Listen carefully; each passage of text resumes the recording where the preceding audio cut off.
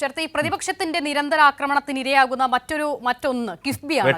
അതെ, വേട്ടയാടപ്പെടുന്ന ഒന്ന് കിഫ്ബിയാണ് കേരളത്തിൽ. ഇങ്ങനെ അതെ, പക്ഷേ ശ്രദ്ധിച്ചിട്ടുണ്ട്, നമ്മളിപ്പോൾ നാട്ടിലേക്കൊക്കെ ഇറങ്ങുമ്പോൾ പലയിടങ്ങളിലും ഈ കിഫ്ബി ഫണ്ട് ഉപയോഗിച്ച് കൊണ്ടുവന്ന പദ്ധതികൾ, വികസനങ്ങളൊക്കെ അത് പ്രകടമായി കാണാം. നമ്മൾ ചൂണ്ടിക്കാണിച്ചു കൊടുക്കേണ്ട കാര്യമൊന്നുമില്ല, പ്രകടമായി കാണാം. പക്ഷെ എന്നിട്ട് പോലും എന്തുകൊണ്ട് കിഫ്ബി ഇങ്ങനെ വേട്ടയാടപ്പെടുന്നു, ഇരയാക്കപ്പെടുന്നു? അത് കേന്ദ്രത്തിന്റെ ഭാഗത്തുനിന്നുണ്ട്, അതിനൊപ്പം തന്നെ പ്രതിപക്ഷം കൂട്ടുനിൽക്കുന്നു എന്നൊരു ചോദ്യമുണ്ടല്ലോ. നമ്മൾ ഈ കാലത്തിലൂടെ മാധ്യമപ്രവർത്തനം നടത്തുന്ന മനുഷ്യരാണല്ലോ. ഒന്ന് രണ്ട് സ്റ്റേറ്റ്മെൻറ്റുകൾ നല്ലതായിരിക്കും.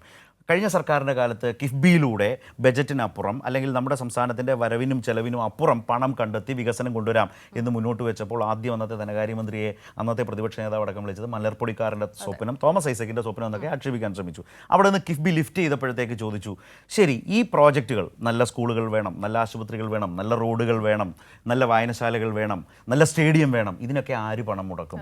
അപ്പോഴാണ് നമ്മുടെ നാഷണലൈസ്ഡ് ബാങ്കുകൾ, പൊതുമേഖലാ ബാങ്കുകൾ ഈ പ്രോജക്റ്റുകൾക്ക് പണം നൽകാം, വായ്പ നൽകാം, ലോൺ നൽകാം എന്ന് പറഞ്ഞു വന്നത്. അതിനെന്താ കാരണം? സംസ്ഥാന സർക്കാർ ഗ്യാരണ്ടി നൽകുന്നു എന്നുള്ളതായിരുന്നു ബാങ്കുകളുടെ വിശ്വാസം. നല്ല പ്രോജക്റ്റുകൾ. അത് കഴിഞ്ഞപ്പോഴേക്കും മൂന്നാമത്തെ ഷിഫ്റ്റ് ചെയ്യാണ്, ഗോൾ പോസ്റ്റ് ഷിഫ്റ്റ് ചെയ്യാണ്. അപ്പോൾ നിങ്ങൾ എങ്ങനെ ഇത് തിരിച്ചടയ്ക്കും എന്നുള്ളതായി. അവിടെ സംസ്ഥാന സർക്കാരിൻ്റെ വരുമാനത്തിൻ്റെ ഏതാണ്ട് മോട്ടോർ വാഹന നികുതിയിലൂടെ ലഭിക്കുന്ന വരുമാനത്തിന് 50% മാറ്റിവെച്ചു. നമ്മൾ എന്ന് പറഞ്ഞാൽ കേരളം അങ്ങനെ സിസ്റ്റമാറ്റിക്കായി ഒരു ആധുനിക ബാങ്കിങ് സംവിധാനത്തോടെ കിഫ്ബിയെ വളരെ പ്രൊഫഷണലായി മുന്നോട്ട് കൊണ്ടുപോയി. അങ്ങനെ ആ സിവിൽ സ്കോറൊക്കെ മെയിൻറ്റെയിൻ ചെയ്ത് ഏറ്റവും കഴിഞ്ഞ ദിവസം അതൊക്കെ വന്ന് അങ്ങനെ നിൽക്കുന്ന ഒരു കിഫ്ബി ഇന്ന് സഭയിൽ വന്നു. അസിത പറഞ്ഞതുപോലെ ചർച്ചയായി. അപ്പോഴാണ് പ്രതിപക്ഷത്തിന് മുഖ്യമന്ത്രിയുടെ ഒരു മറുപടി വന്നത്, അല്ലേ? കിഫ്ബി വഴി 8.5 വർഷമായി കേരളത്തിൽ വന്നത് സമാനതകളില്ലാത്ത വികസനമാണെന്ന് പറയുന്നുണ്ട്. മാത്രമല്ല, ഇതിൽ പ്രതിപക്ഷത്തിന് വലിയ ആക്ഷേപം സുതാര്യമല്ല എന്നുള്ളതാണ്. എങ്ങനെയാണ് ഇങ്ങനെ ഒരു ആക്ഷേപം ഉന്നയിക്കാൻ കഴിയുന്നത് എന്നുള്ളതാണ്.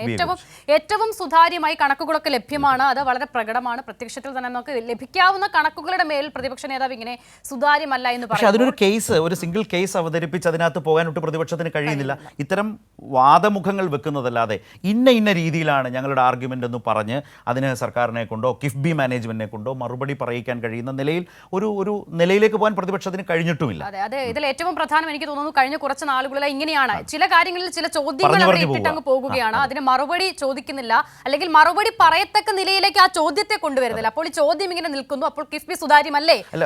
അസിത പറഞ്ഞതിൽ ഒരു സാന്ദർഭികമായ ഇപ്പോൾ എലപ്പുള്ളിയിലെ സ്പിരിറ്റ് നിർമ്മാണ കേന്ദ്രം, അതുമായി ബന്ധപ്പെട്ട് എം പി രാജേഷിനെ ഒന്ന് സംശയത്തിന്റെ നിഴലിൽ നിർത്താൻ കഴിയും വിധം തെലങ്കാന നേതാവ് കവിതയുടെ വരവ്, അത് കഴിഞ്ഞ 2022 എന്ന് പറഞ്ഞ പ്രതിപക്ഷ നേതാവ് പറയുന്നു. മലയാള മനോരമ പുറകെ എഴുതുന്നു. ഒടുവിൽ മന്ത്രി തന്നെ കൃത്യമായി രേഖകൾ വെച്ച് ആ പറഞ്ഞ യോഗത്തിലേക്ക് പോലും ഒരു കേരളത്തിൽ പോലും വന്നിട്ടില്ല എന്ന് പറയുന്നതോടെ മലയാള മനോരമ മാപ്പ് പറഞ്ഞു. പ്രതിപക്ഷ നേതാവ് പിന്നീട് ആ വാദം ആവർത്തിച്ചില്ല.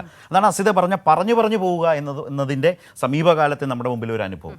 അതെ, തീർച്ചയായും. അപ്പോൾ നമുക്ക് നോക്കിയാലോ എന്താണ് കിഫ്ബി വിഷയത്തിൽ എന്ന് മുഖ്യമന്ത്രി പറയുന്നത്, നിയമസഭയിൽ സംഭവിച്ചത് എന്ത്? യും അതുവഴിയുള്ള വികസനത്തെയും വിമർശിക്കുന്ന പ്രതിപക്ഷത്തിനുള്ളതാണ് മുഖ്യമന്ത്രിയുടെ മറുപടി.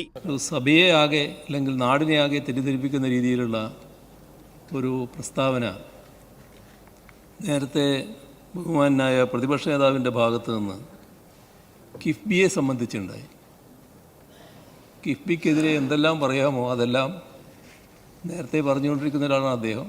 പക്ഷേ വല്ലാത്ത ഒരു അവതരണമാണ് കഴിഞ്ഞ ദിവസം നമ്മൾ കേട്ടത്. കിഫ്ബിയുടെ പണം എന്നത് നിങ്ങളുടെ ആരുടെയും തറവാട്ട് സ്വത്ത് വിറ്റ് ബാങ്കിലിട്ടിരിക്കുന്ന പണമല്ല എന്നായിരുന്നു വാചകങ്ങളിൽ ഒന്ന്.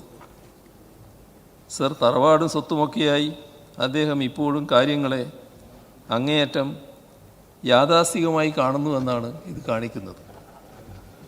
എന്നാൽ കിഫ്ബി എന്നത് സംസ്ഥാനത്തിൻ്റെ ചരിത്രത്തിലെ ഒരു നൂതനവും ധീരവുമായ കാൽവെപ്പാണ്.